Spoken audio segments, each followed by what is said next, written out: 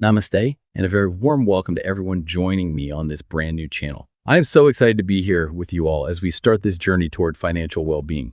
Together, this channel is all about giving you the power to understand your finances and build wealth. The best part is you can do this by taking some really simple and easy to follow steps. And you know what? You don't have to be a financial whiz or have tons of money to get started. It doesn't matter if you're just beginning or looking to improve your financial situation. We're going to learn how to handle our money better together. The key is to start small and be consistent.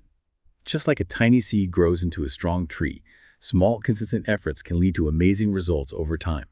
So are you ready to plant the seeds for your financial future? Let's kick things off by rethinking what wealth really means to us. What pops into your head when you hear that word wealth? Maybe you picture huge mansions and fancy cars. But true wealth is much more than that.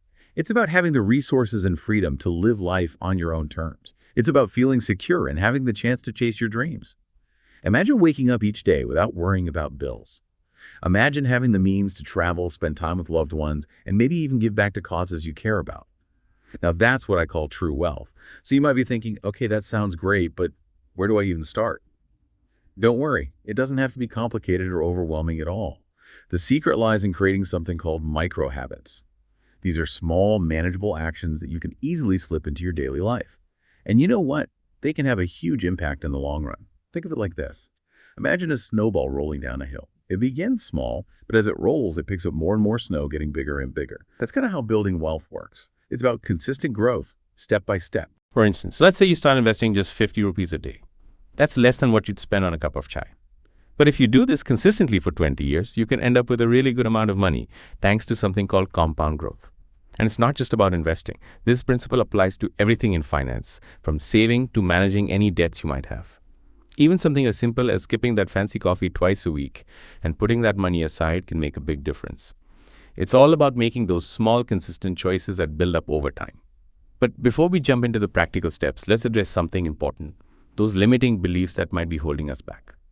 We've all been there, right? Telling ourselves things like, I'm just terrible with money, or it's way too late for me to start, or I'll never be able to save enough.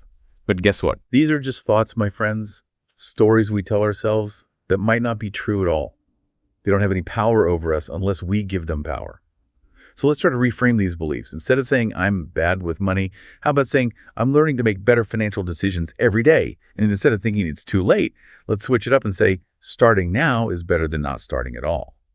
Remember, it's never ever too late to take charge of your financial well-being. So we've cleared our minds of those negative thoughts, right? Now let's get practical.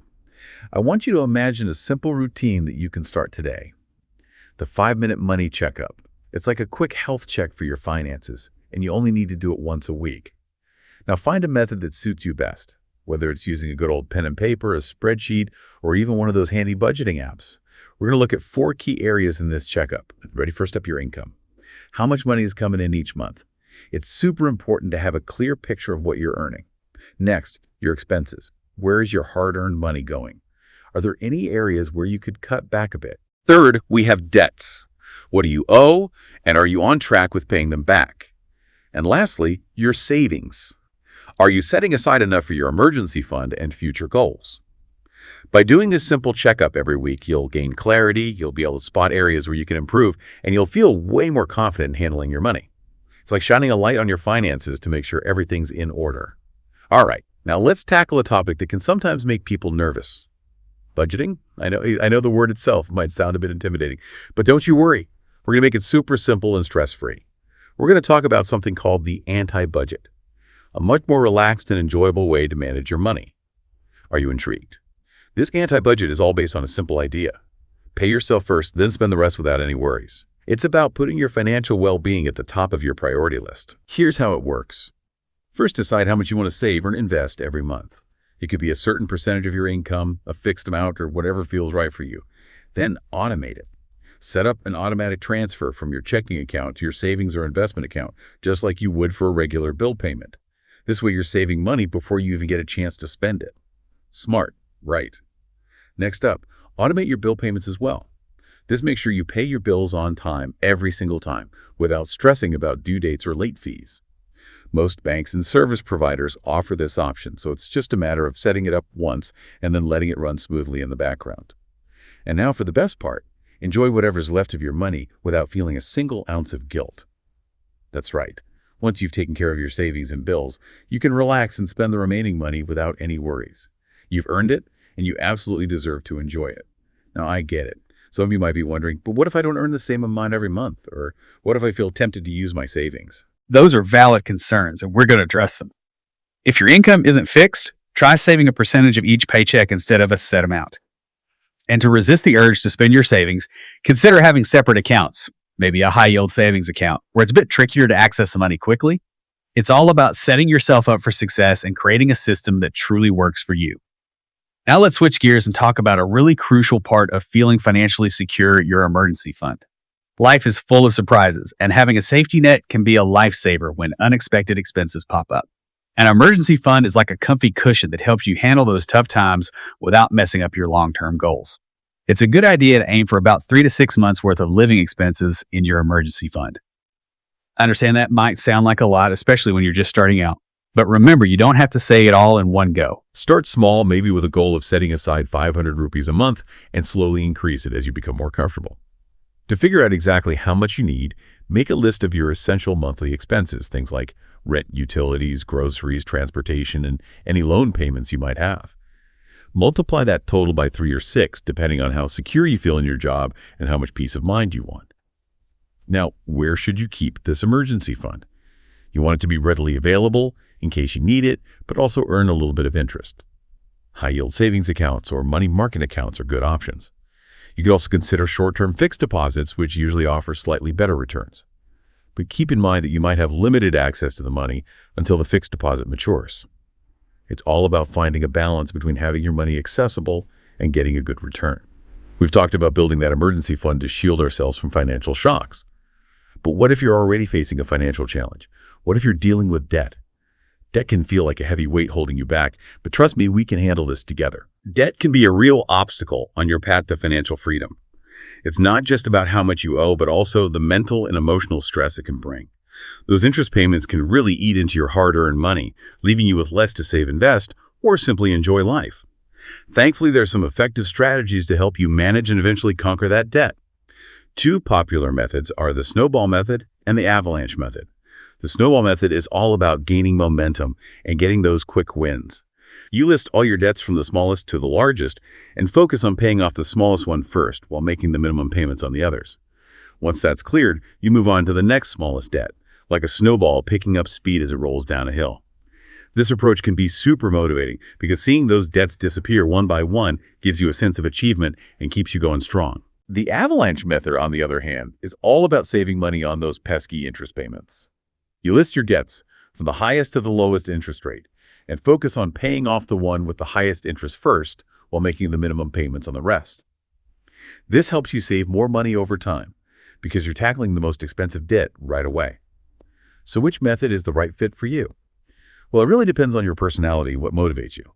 If you love quick wins and seeing progress, the snowball method might be perfect for you. If you're more analytical and want to save as much money as possible, the avalanche method might be a better choice.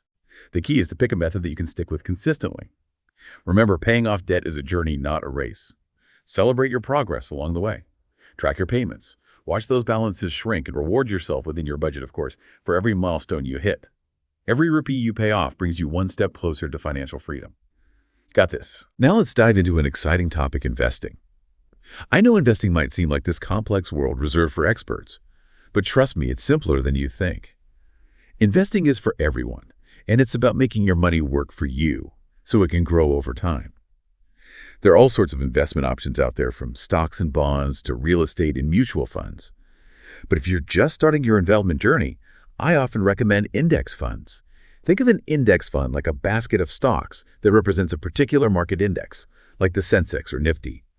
It's a low-cost and hassle-free way to invest in a diverse range of companies, which helps to reduce your risk and increases your chances of earning consistent returns over time. Setting up an investment account is easier than ever these days. You can do it online in just a few minutes. Choose a reliable platform, whether it's a traditional brokerage or one of those new investing apps. Provide your basic info link, your bank account, and you're good to go. Start small, maybe with a few hundred rupees, and as you become more comfortable, you can gradually increase your investments. The magic of investing lies in compound growth, which is that snowball effect we talked about earlier. Imagine investing just 1,000 rupees every month starting at age 25. With an average return of 7% per year by the time you hit 65, you could have a substantial amount of money. However, if you wait until you're 35 to start the potential amount you could accumulate is much less. This shows you how powerful it is to start early and let compound growth do its thing over time. Don't let those myths about investing scare you away. You don't need a ton of money to begin. You don't have to be a financial expert, and you don't need to try to time the market perfectly. Just be consistent, and enjoy the process. Once you've got your investment account all set up, it's a good idea to check in on your investments regularly. Maybe spend 5 minutes each week just to see how they're doing. Are they meeting your expectations? Do you need to adjust your portfolio based on your goals or how much risk you're comfortable with? Are you consistently adding to your investments? It's all about staying informed and ensuring your investments are working towards your long-term financial goals. Now, let's explore this exciting idea of passive income. Imagine waking up and finding money in your account without having to lift a finger. That's the beauty of passive income. It's earning money with minimal effort. It's like planting a seed that keeps giving you fruit long after you've done the initial work. Passive income can come from various places like rental income, dividend-paying stocks, royalties from things like books or music, or even online businesses that run automatically.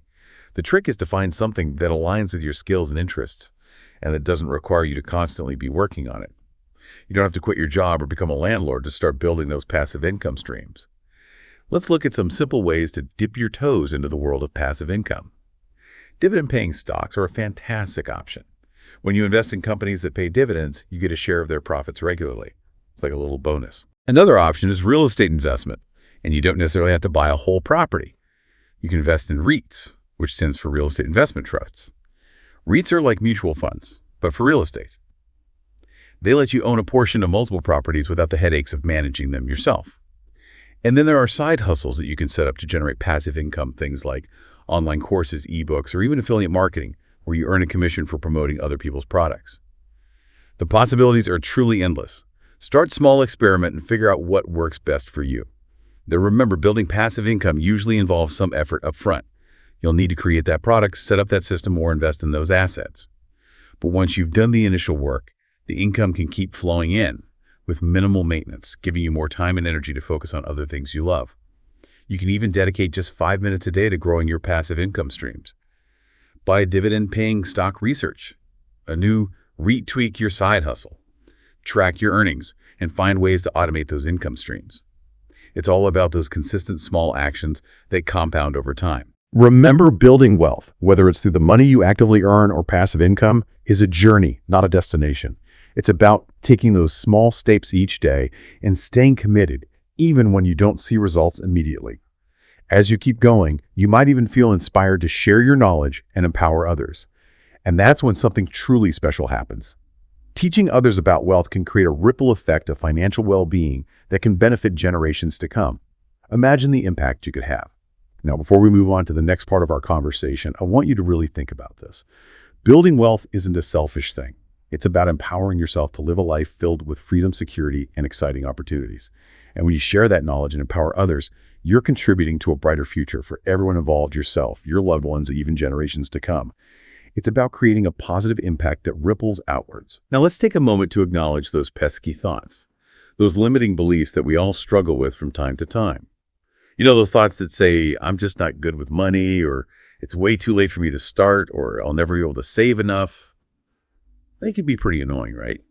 These beliefs, my friends, are like invisible walls holding us back from achieving our true potential. But here's the fantastic news. These beliefs aren't actually facts. They're just thoughts, stories we tell ourselves. And just like any story, we have the power to change the ending. The first step is to simply recognize these limiting beliefs. Become aware of those negative thoughts that try to sneak in and sabotage your efforts. Once you've spotted them, you can start challenging them. Ask yourself, is this thought really true? What evidence do I have to back it up? You'll often find that these beliefs are rooted in fear, past experiences, or things we've heard from others, not actual facts. So how do we transform these limiting beliefs into something that empowers us? It starts with making a conscious effort. Try replacing those negative thoughts with positive affirmations.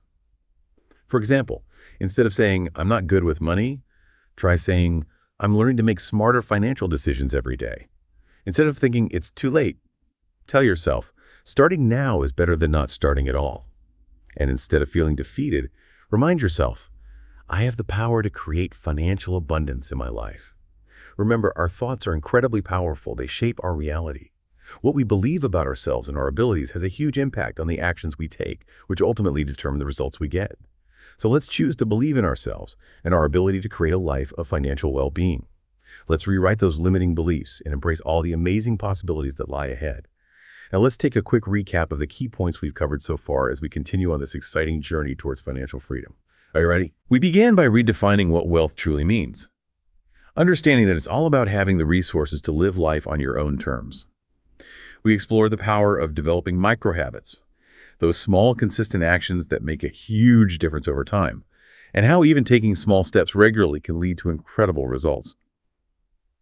We discussed the importance of a 5-minute money checkup as a weekly ritual to stay on top of your finances and spot any areas where you can improve.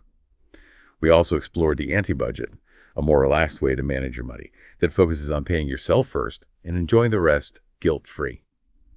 We talked about building an emergency fund that acts as a safety net to protect us from those unexpected expenses. And we delved into strategies to tackle and overcome debt, which is something that many of us face.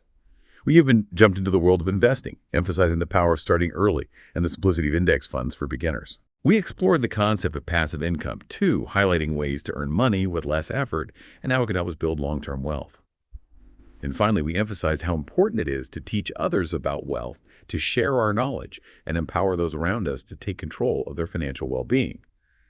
Now let's introduce a simple routine that can really help you stay focused and motivated on your financial journey. It's called the Weekly Wealth Check-In. Imagine it as a quick 5-minute meeting you have with yourself every week where you review your progress, celebrate your achievements, and figure out if any tweaks need to be made. So what do we cover in this weekly check-in? First things first, take a look at your financial goals. Are you on the right track? Do you need to adjust your timelines or maybe your strategies a bit? Next, examine your spending and saving habits.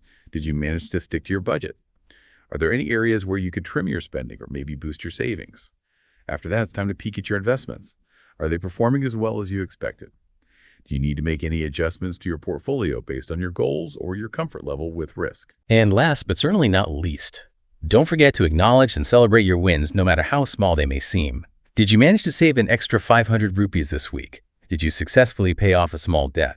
Give yourself a pat on the back. These are all victories on your path to financial freedom. Now, to make this weekly check-in quick and easy, I suggest creating a simple checklist. Just jot down those steps and check them off as you complete each one. You could also use budgeting apps or spreadsheets to make tracking everything a breeze. And the most crucial part, schedule a specific time each week for this check-in. Maybe Sunday evening or Friday afternoon, whatever fits your schedule best. Remember, consistency is key. Make this check-in a regular habit and you'll be amazed at how much progress you make on your financial journey. So that's the Weekly Wealth Check-In in a nutshell. A simple yet powerful 5-minute routine that can truly transform your financial life. Start practicing it today and watch how much of a difference it can make. You'll be so glad you did. And you know what? Teaching wealth goes beyond just sharing financial tips and tricks.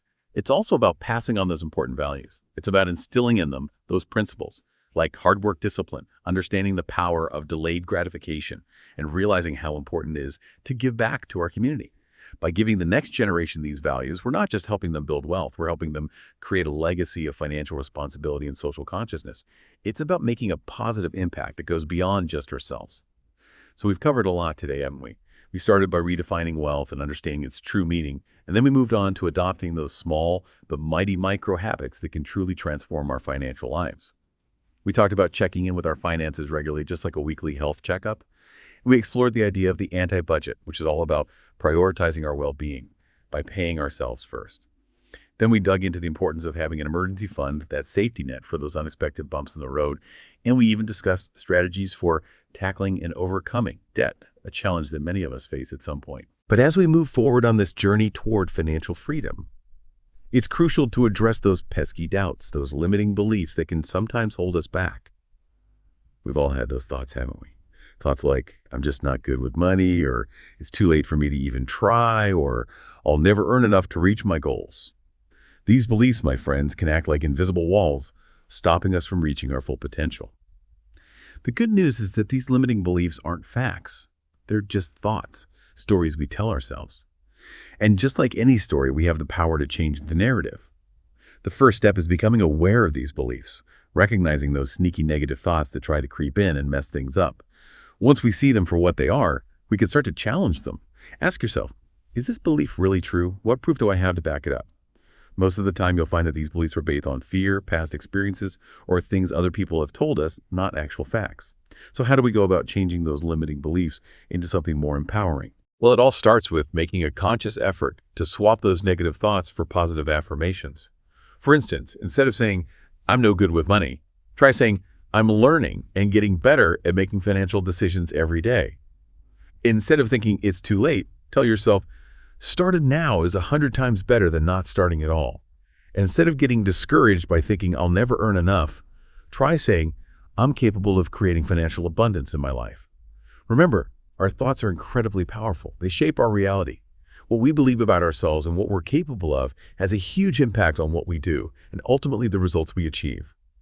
So let's make a choice to believe in ourselves, to believe in our ability to create a life filled with financial well-being. Let's rewrite those limiting beliefs and embrace all the incredible possibilities that are waiting for us. Now let's shift gears and talk about a really important part of our financial journey, investing.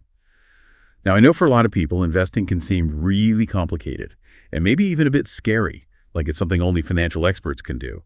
But let me tell you, it's much simpler than you might think. Investing is something everyone can do.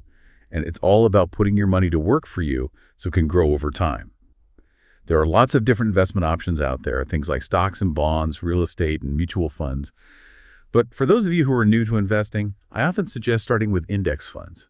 Think of an index fund like a basket of stocks that represents a specific market index like the Sensex or Nifty. It's a really cost-effective and easy way to invest in a diverse mix of companies. This helps to reduce your risk, and it can increase your chances of getting those nice, consistent returns over time. Setting up an investment account is easier than ever these days. You can do it online in just a few minutes. Choose a platform that you trust, whether it's a traditional brokerage firm or one of those new investing apps that are out there. Then just give them some basic information, link your bank account, and you're ready to go.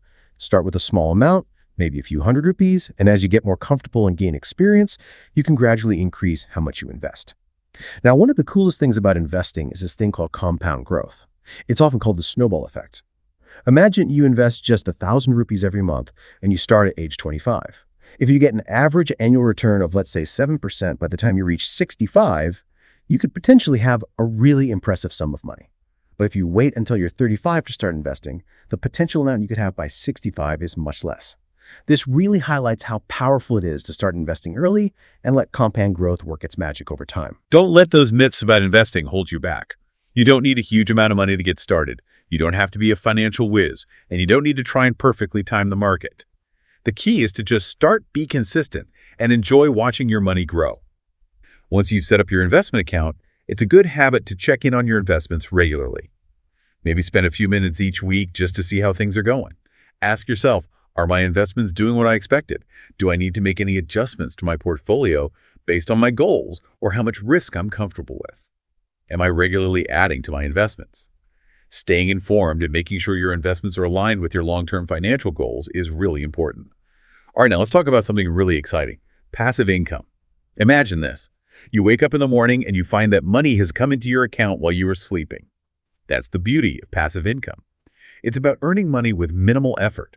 It's like planting a seed that continues to produce fruit long after you've put in the initial work. Now, passive income can come from different places, like rental income, dividend-paying stocks, royalties from things like books or music or online businesses that pretty much run themselves.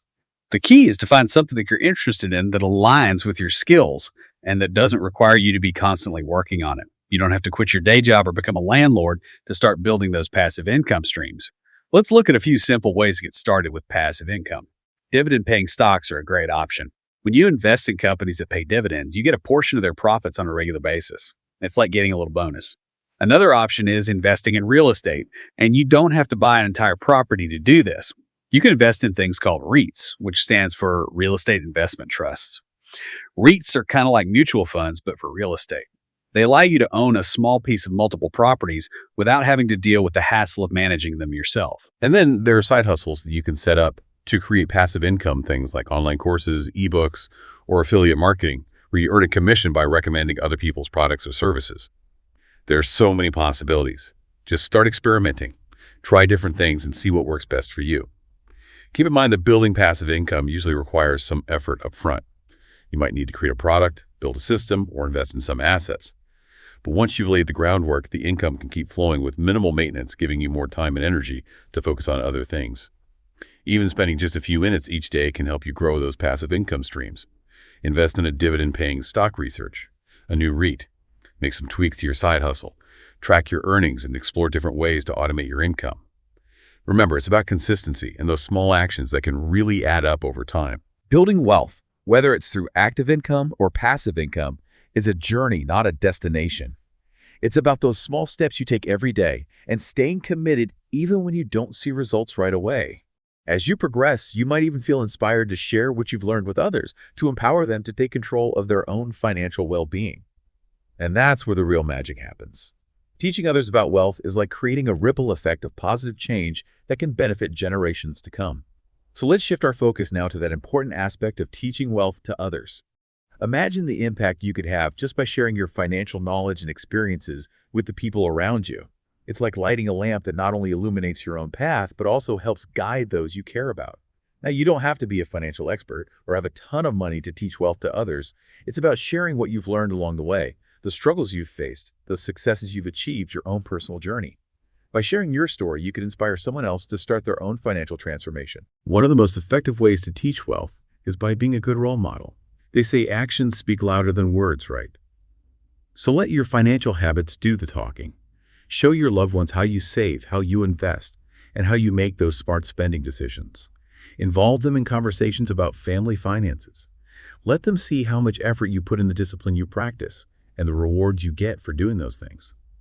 When you make building wealth a visible priority in your life, it becomes something normal, something people aspire to, and it can inspire those around you to do the same. Don't be afraid to share your challenges along the way, too. Being open about the struggles you face makes you relatable. It shows that everyone makes mistakes, and it provides valuable lessons about resilience and learning from those setbacks. Another great way to teach wealth is by sharing your knowledge. As you learn more about finance, as you come across new strategies, and as you gain a deeper understanding of how money works, don't keep it all to yourself. Share those insights with others who are eager to learn. Give them some practical advice. Explain things in a way that's easy to understand and help guide them toward making well-informed decisions. Maybe you can help a friend create a budget, or show a family member how to get started with investing, or even educate your community about why financial planning is so important. The knowledge you share can have a ripple effect, empowering others to make positive changes in their financial lives. And one of the most fulfilling parts of teaching wealth is empowering the next generation. You know, children are like sponges. They soak up information, and they pay close attention to what we do from a young age. It's our responsibility to instill positive financial habits in them early on, to give them the knowledge and skills they'll need to succeed in the world of money. So start early, my friends. Even simple things like piggy banks and giving them an allowance can teach young children about saving, spending, and how valuable money is. As they get older, involve them in those family financial conversations. Let them see how you put together a budget, how you prioritize your spending, and how you make plans for the future. Teach them about investing, the power of compound growth, and the importance of being patient and thinking long-term. The earlier you start, the better prepared they'll be to make responsible decisions with their money. Avoid getting trapped in debt and create a life of financial abundance. Remember, teaching wealth isn't just about giving them financial knowledge. It's about teaching them values. It's about instilling in them the importance of hard work, discipline, the power of delayed gratification, and understanding why it's important to give back to the community. When we give the next generation these values, we're not just helping them build wealth, we're helping them build a legacy of financial responsibility and social consciousness. We're helping them create a brighter future for themselves and for everyone around them. Now, before we move on to the last part of our conversation, I will leave you with this thought. Building wealth isn't selfish.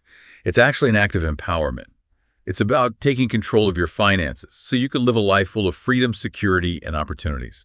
And when you share your knowledge and empower those around you, you're not just building wealth for yourself, you're creating a brighter future for yourself and for generations to come. Now let's talk about a really simple routine that can have a huge impact on your journey towards financial freedom. It's called the Weekly Wealth Check-In. It's basically like having a quick 5-minute meeting with yourself every week to review your progress, celebrate how far you've come, and see if you need to adjust anything. So what do we cover in this weekly check-in? First, take a look at your financial goals. Ask yourself, am I still on track to reach those goals? And do I need to make any changes to my timeline or the strategies I'm using? Then it's time to look at your spending and saving habits. Did you manage to stick to the budget you set for yourself? Are there any areas where you could maybe cut back on spending or boost your savings a little? Next up, check on those investments. Are they performing as well as you hoped they would? Do you need to tweak your portfolio at all based on your goals or your comfort level with risk? And finally, and this is so important, don't forget to celebrate all those wins no matter how small they might seem. Acknowledge the progress you've made. Did you manage to save an extra 500 rupees this week? Did you pay off a small debt? Those are all victories along your path to financial freedom. So give yourself a pat on the back. Now, to make this weekly check-in as easy as possible, I suggest creating a simple checklist. Just write down those 4 steps we talked about and check them off as you complete each one. You can also use budgeting apps or spreadsheets to make tracking everything super easy. And here's the most important part. Schedule a specific time each week for this check-in. Maybe Sunday evening works best for you, or maybe it's Friday afternoon. Whatever fits into your schedule best. Remember, consistency is key. Make this weekly check-in a regular part of your routine, and you'll be amazed at how much progress you make on your journey towards financial freedom. So there we have it. The weekly wealth check-in, a quick and easy 5-minute routine that can truly make a difference in your financial life. Start doing it today and see how much it helps you. You won't regret it. And as we wrap up today, I want to remind you that building wealth is about so much more than just the numbers you see in your bank account. It's about the freedom and security it gives you, the opportunities it opens up, and it's about living a life that aligns with what truly matters to you. Remember, true wealth is about having the resources to chase your dreams, spend quality time with your loved ones, and maybe even make a positive impact on the world. You don't have to be perfect on this journey. None of us are. Just keep taking those small, consistent steps, embrace those micro habits, and never, ever give up on your dreams. Thank you so much for joining me on this adventure toward financial well-being. I hope you've learned some valuable tips and tricks along the way. I wish you all the abundance in the world, and remember, the power to create a life of financial freedom is in your hands. Namaste.